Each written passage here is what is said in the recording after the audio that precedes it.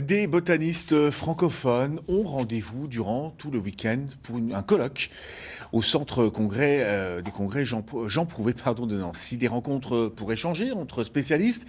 Et en préambule, ils avaient droit à une visite dans les prés salés lorrains. Benoît de Butler et Jean-Pierre Petit-Colas. Des prés salés, c'est normal en bord de mer, mais des prés salés continentaux, je pense qu'on a les... C'est pas exclusif, mais disons, c'est quand même en Lorraine qu'on a les plus beaux.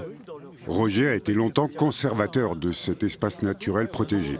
Il est fier de le faire découvrir à ses visiteurs, des botanistes venus passer 3 jours en Lorraine pour partager l'actualité de la science. C'était une réunion annuelle de tous les botanistes francophones.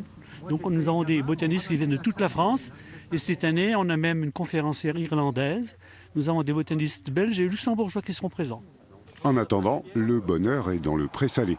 On herborise, on photographie et on discute à l'infini sur la classification de la salicorne de Vic-sur-Seille, Salicorna vicensis, et de la spergulaire marine. Spergula marina, Spergula salina. J'aime bien retrouver des plantes que je connais de la mer, qui sont ici très loin de la mer. C'est les mêmes plantes, les mêmes habitats, c'est un peu fascinant, quoi. Vous voyez comme la plante elle est charnue, hein.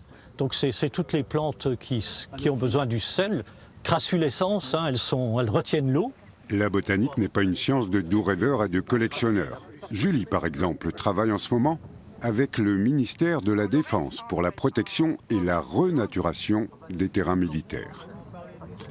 On fait toujours des herbiers, hein. C'est vrai que c'est par la pratique qu'on apprend, donc c'est toujours intéressant de venir, de regarder, de prendre le temps d'observer, de comprendre ce qui nous entoure, comment ça fonctionne, les liens que ça peut avoir à la fois avec l'environnement et puis aussi avec l'humain. Dans les villes ou à la campagne, il est urgent de préserver toute la richesse du vivant. La botanique est une science qui n'a jamais été aussi actuelle.